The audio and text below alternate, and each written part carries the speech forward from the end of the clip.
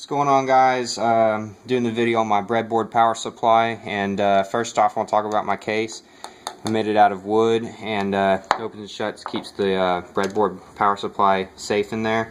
But right now I have it out and I got it on top of my multimeter here, and we're going to do a test on it to see how well it functions. So we're going to turn it on. Alright, and both LEDs work. The green LED is a simple on and off LED just to see if it's receiving power. And then the output LED is the red LED, and it varies its brightness based on how many voltage it's putting out. And right now it's putting out 3.3 volts, or at least it should be. So we're going to check it here. We're going to put the black lead on the ground, and we'll put the red lead on the voltage VO, and we can see now we are getting 3.31 volts out of it. And now we're going to move the voltage tab over to the 5 volt setting, and we're going to do the same thing, and we are reading 5.01 volts.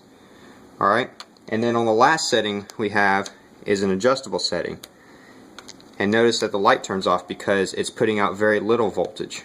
In fact, it's putting out 1.23 volts. Okay, so as we do this, we should be able to see, as we turn the potentiometer, this blue knob right here, it should, yes, as you see, the LED turns on and begins to get brighter and brighter.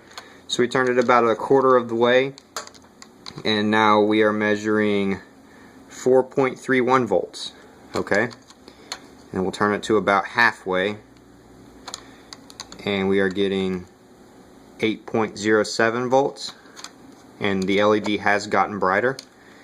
And we move it a little bit more, and now we are getting 8.90, 8.91.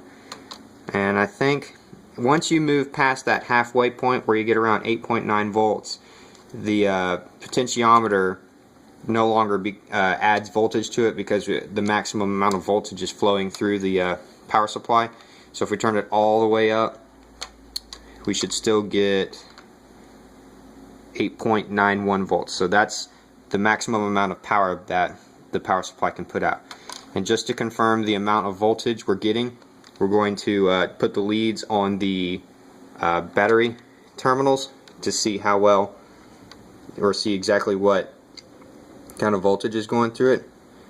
And oops, I got it backwards. And we should see that we're getting 9.20 volts going into the power supply.